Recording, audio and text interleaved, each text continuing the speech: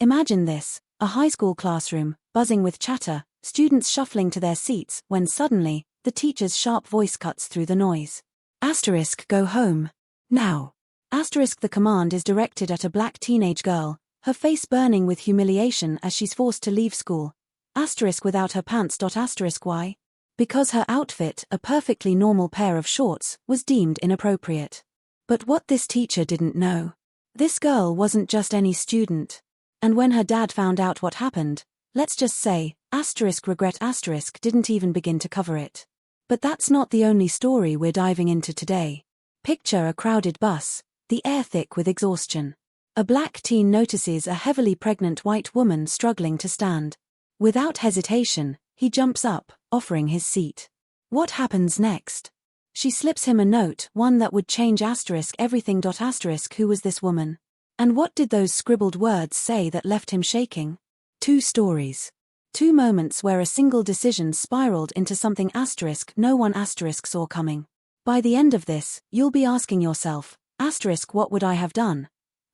Because sometimes, the smallest actions have the biggest consequences. So, let's start with the teacher who thought she could shame a student and get away with it. Spoiler, she was dead wrong. The air in the principal's office was thick with tension, the kind that made the secretary outside pause mid-keystroke, listening. Marcus Carter didn't raise his voice. He didn't have to. Every word was measured, deliberate, like a hammer driving nails into a coffin. You sent my daughter home in her underwear, he said, his tone icy. Mrs. Langford shifted in her seat, her face flushing. It was dress code violation, she stammered. Marcus slid a printed sheet across the desk, photos of 3 other girls in Maya's class, all wearing shorts just as short, all white. None of them had been sent home. Selective enforcement, Marcus said. And unless you want this going viral alongside a lawsuit, we're going to have a very different conversation. The principal's Adam's apple bobbed. He hadn't known about the double standard, but now? The district's lawyer was already on speed dial. Across town, Jamal finally dialed the number from Evelyn's note, his pulse racing. A woman answered on the second ring. Evelyn's friend? She asked, like she'd been expecting him. Before he could respond, she dropped the bombshell. She wanted you to have this. An address. A time. And one last instruction. Come alone. Jamal's mind spun. Was this dangerous? A setup? But then he remembered the way Evelyn had looked at him, not pity, not guilt, but something deeper. Respect. He'd shown her kindness when no one else had. Maybe this was her way of returning it. Back at school, Maya sat in the cafeteria, surrounded by whispers. Some kids glared at her like she was the problem. Others, mostly the black and brown girls, nodded in solidarity. One girl, Zoe, slid into the seat beside her. Langford's been targeting me all year, she admitted quietly. But I was too scared to say anything. Maya squeezed her hand. Not anymore.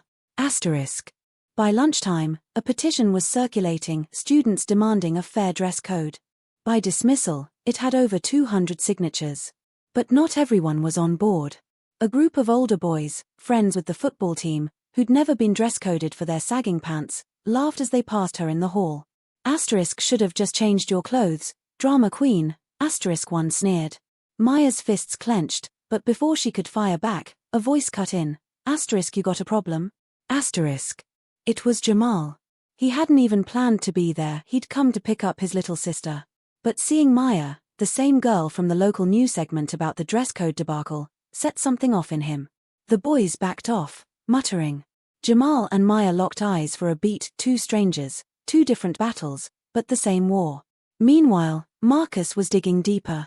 A few calls to old Marine buddies still in law enforcement uncovered something shocking. Mrs. Langford's husband was on the school board. He'd voted down every diversity training proposal for years. This wasn't just about shorts, it was about power. That night, Jamal stood outside a sleek downtown office building, the address from Evelyn's contact burning in his pocket. The door opened before he could knock. A man in a tailored suit smiled. Jamal Williams. Evelyn spoke highly of you. Come in. Asterisk inside, a plaque on the wall caught his eye. Asterisk Carter and Associates Law Firm. Asterisk. Wait, asterisk Carter, asterisk. As Jamal stepped further in, his breath caught. There, on a framed newspaper cover, was Marcus Carter's face. And beside it, a photo of Evelyn, smiling. Asterisk. Who the hell were these people? Asterisk. And why did they want asterisk him? Asterisk. Asterisk. Cut to black. Answers are coming, but not yet. Asterisk. The office was too quiet, the kind of quiet that made Jamal's skin prickle. The man in the suit gestured to a chair, but Jamal stayed standing, his guard up. Asterisk. Who is Evelyn? Asterisk. He demanded, his voice steadier than he felt. The man's smile didn't reach his eyes. Asterisk. A client of ours. And a friend. Asterisk. He slid a folder across the desk. Asterisk. She asked us to give you this. Asterisk. Jamal hesitated, then flipped it open. Inside was a scholarship application. Asterisk. Full ride, pre-law, Howard University. Asterisk. With his name already typed across the top. His stomach dropped. Asterisk. This had to be a mistake. Asterisk. I never applied for this, he stammered. The man leaned forward. Asterisk. You didn't have to. Evelyn did. Asterisk. But before Jamal could process that bombshell, the office door swung open. Maya walked in, her eyes widening when she saw him. Asterisk. Jamal? Asterisk. Her gaze darted to the folder in his hands, then back to his face. Asterisk. You know my dad? Asterisk. Asterisk. Her dad? Asterisk. Jamal's head spun. The pieces clicked into place. Marcus Carter was Maya's father. And Evelyn? She wasn't just some random woman on the bus. She was asterisk connected. Asterisk. But how? And why him? Across town, Mrs. Langford sat in her living room, gripping her phone like a lifeline. The school board emergency meeting was in an hour, and her husband's texts were getting more frantic by the minute. Asterisk. They have proof. Resign now or we're both finished. Asterisk. Her hands shook. This wasn't supposed to happen. She'd been enforcing the rules, asterisk, just like always. Asterisk. But now? The local news had picked up the story. The hashtag asterisk #justice for Maya asterisk was trending. And Marcus Carter wasn't just threatening a lawsuit, he was asterisk exposing asterisk them. Back at the law firm, Marcus finally arrived, his presence filling the room. He took one look at Jamal and nodded, like he'd expected him. Asterisk. Evelyn's note led you here, her? Asterisk. Jamal could only stare. Asterisk. Who is she? Asterisk. Marcus sighed, rubbing his temple. Asterisk. Evelyn's my sister. A journalist. She's been working undercover on a piece about systemic bias in our schools, especially how black kids are disciplined harder for the same offenses. Asterisk. He glanced at Maya. Asterisk. What happened to you? That was her tipping point. Asterisk. Jamal's mind raced. That day on the bus, Evelyn hadn't just been asterisk any asterisk pregnant woman. She'd been asterisk testing asterisk people. And he'd passed. But the revelation was cut short by Maya's sharp inhale. She was staring at her phone, her face pale. Asterisk. Dad, look. Asterisk. The screen showed a breaking news alert. Asterisk. School board member resigns amid dress code scandal, allegations of racial bias surface. Asterisk. Below it, a live video feed of protesters outside the district office, chanting Mrs. Langford's name like a curse. Marcus's jaw tightened. Asterisk. It's starting. Asterisk. Jamal's phone buzzed, a text from an unknown number. Asterisk. You're part of this now. Meet me at the rally. Asterisk. The room felt like it was tilting. Jamal had just wanted to help a pregnant woman sit down. Now, he was tangled in something asterisk massive. Asterisk. Maya grabbed his arm, her eyes fierce. Asterisk. You coming? Asterisk. Outside, the sky was darkening, the air charged with the kind of energy that comes right before a storm. Somewhere in the distance, sirens wailed. The school board meeting had turned into a full-blown protest. And Mrs. Langford? She was trapped inside, surrounded by cameras, her husband nowhere in sight. But this wasn't over. Not even close. Because as Jamal and Maya pushed through the crowd, a figure stepped out from the shadows. Evelyn. Her smile was sharp, triumphant. Asterisk. Ready to finish this? Asterisk. She asked. And then. Asterisk. Cut to black. The climax is coming. Asterisk. Asterisk. Asterisk. The hidden truth. Asterisk. Asterisk. Evelyn's words hung in the air like a live wire. Asterisk. Ready to finish this. But before Jamal or Maya could respond, a deafening crack split the night. The crowd screamed as a police flashbang exploded near the school board steps, smoke billowing through the panicked protesters. Jamal grabbed Maya's arm, yanking her back as people stampeded in every direction. Through the chaos, Evelyn's face went deadly serious. They weren't supposed to do that, she muttered. They. Maya's heart pounded against her ribs. This wasn't just a protest anymore, it was a riot. And someone had escalated it on purpose. Camera crews swarmed, their lenses eating up the violence, but one reporter's frantic voice cut above the noise.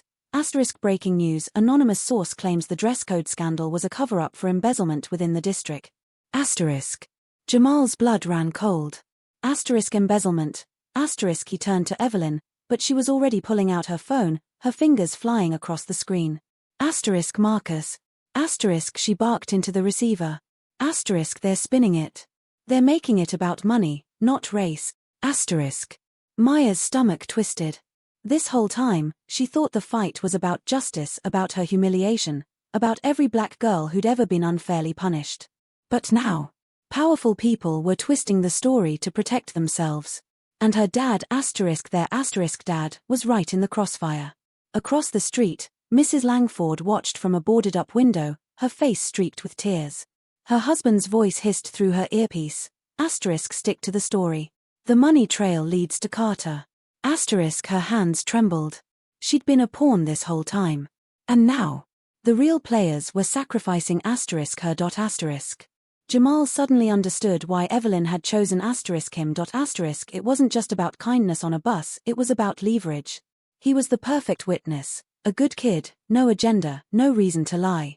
And if they could prove the school board had been stealing funds while targeting black students, the scandal would go nuclear. But someone else knew that too. A black SUV screeched to a halt near the protest barricades. Two men in suits stepped out not cops. Not reporters. They scanned the crowd like hunters. Evelyn stiffened. We need to go. Now. Maya didn't move. Who are they? Evelyn's voice dropped to a whisper. Private investigators. Hired by the board. She gripped Jamal's shoulder. They've been following me for weeks. And if they connect you to me, A camera light suddenly blinded them. A reporter shoved a mic in Maya's face. Maya Carter, your father's law firm handled the district's finances. Did he know about the missing funds? The trap was sprung. Maya opened her mouth to scream, to deny it, but Evelyn shoved her backward, into Jamal's arms. Run. And as the men in suits started pushing through the crowd toward them, Jamal realized the horrifying truth. This was never just about shorts. Cut to black, the real game is just starting. The final reckoning. Maya's lungs burned as she sprinted down the alleyway, Jamal right behind her. Evelyn was already dialing Marcus with shaking hands. They're setting you up, she hissed into the phone. The embezzlement trail, they're redirecting it to your firm. Marcus's voice came through sharp and clear. I know. I've been tracking the transfers for months. The calm in his tone made Maya's stomach flip, her dad had seen this coming. Back at the protest, the scene erupted into chaos. The men in suits weren't just pies, one flashed a badge too quickly to see clearly, but it was enough to make the crowd part. They were closing in fast. Evelyn suddenly skidded to a stop in front of a nondescript black van. Get in, she ordered. The side door slid open to reveal Marcus, two laptops open, live feeds of school board financial records streaming across the screens. They thought burying their theft in race scandals would work, he said, never looking up from the screens. But they forgot one thing. What? Jamal panted, his hands on his knees. Marcus finally looked up, a predator's grin spreading across his face. They forgot I used to prosecute white-collar crime for the Justice Department. He flipped the laptop around. Security footage showed Mrs. Langford's husband shredding documents in his office, while the timestamp proved it was after the district had been subpoenaed. That's a felony, Marcus said simply. But the Real bomb dropped when Evelyn pulled up a file. And this, she said, voice shaking with triumph, is a signed confession from the district's CFO. He flipped an hour ago. Maya's hands flew to her mouth. It was over. They'd *1. Outside, sirens wailed as police cars surrounded the school board building. The men chasing them? They vanished into the night, hired guns with no loyalty once the money dried up. Jamal slumped against the van wall, exhausted. Then he froze. Wait, the scholarship. That was real? Evelyn smiled. Every word. But not from me. She nodded to Marcus. Marcus extended a hand to Jamal. I've been looking for interns with integrity. After what you did for my sister. He glanced at Maya. And what you did for my daughter today. That seat on the bus just earned you a future. But as the group celebrated, one last twist unfolded live on the news. Mrs. Langford stood at a microphone, tears streaming down her face. I resign effective immediately, she announced. Then, shockingly, and I testify against the board. They made me target those girls. The camera panned to her husband being led away in handcuffs, his face purple with rage. Maya expected to feel victorious. Instead, she just felt tired. It shouldn't have taken this much to be treated fairly. As the group dispersed, Jamal lingered, staring at the Howard Scholarship paperwork. His mother's voice echoed in his head, *kindness comes back, baby. He never imagined how much. And Evelyn? She watched the news vans pack up, satisfied. But as she turned to leave, a text buzzed on her phone from an unknown number. You got lucky this time. Watch your back. The screen went dark before she could reply. Cut to black, the fight's over. But the war? That's just getting started. The aftermath. The morning after the protest felt surreal. Maya woke up to her phone blowing up, texts from friends, interview requests from news outlets, even a DM from Zoe with a simple message, you did it. She scrolled through the headlines. School board members arrested in embezzlement scandal, teacher resigns after admitting racial bias, local attorney exposes corruption. It should have felt like victory.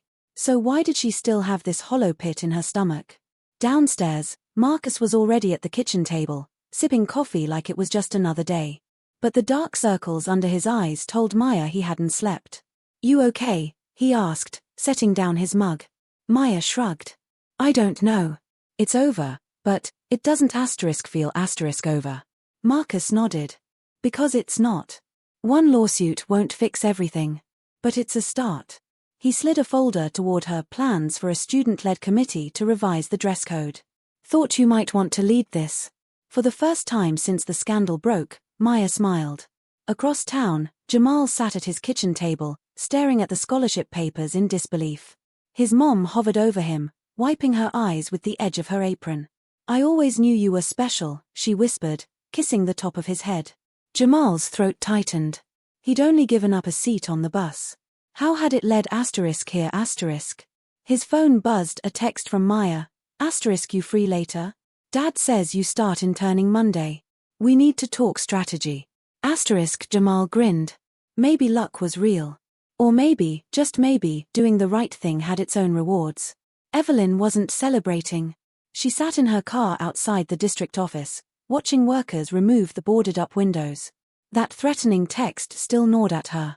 She'd spent years exposing corruption, but this time felt different. Her phone rang. Marcus. You seeing this? He asked. On the news, the superintendent was announcing his resignation. Evelyn exhaled. Yeah. But we both know this isn't the end. Marcus was quiet for a beat. It never is. But we keep fighting. She smiled faintly. That was the thing about her brother, he never knew when to quit. 3 weeks later, the school held an assembly. Not about dress codes or scandals, about change.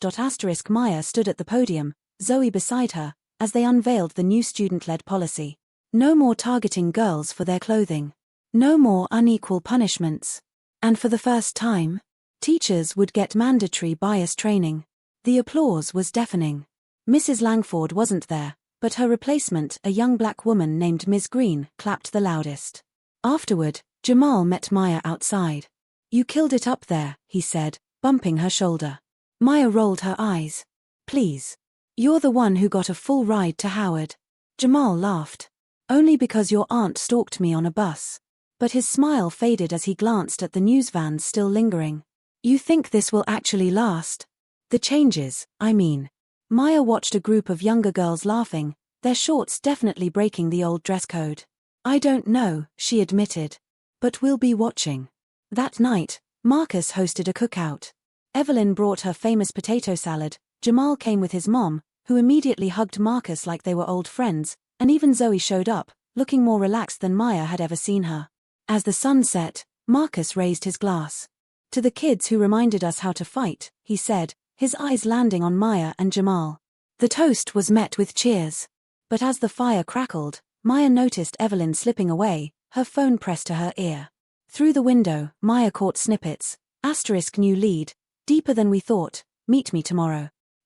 When Evelyn came back inside, her smile didn't quite reach her eyes. Maya knew then, the work wasn't done. Maybe it never would be. But for tonight. Tonight was for celebrating. Fade to black, the end. For now.